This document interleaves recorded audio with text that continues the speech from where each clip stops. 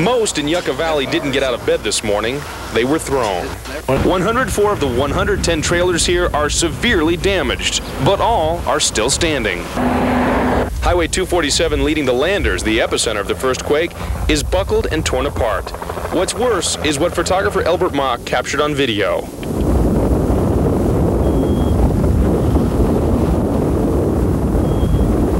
The shaking continues. Almost every half hour, there's an aftershock. Even when Governor Wilson was declaring the two affected counties disaster areas, a trembler punctuated Wilson's concern. Provide the protection necessary.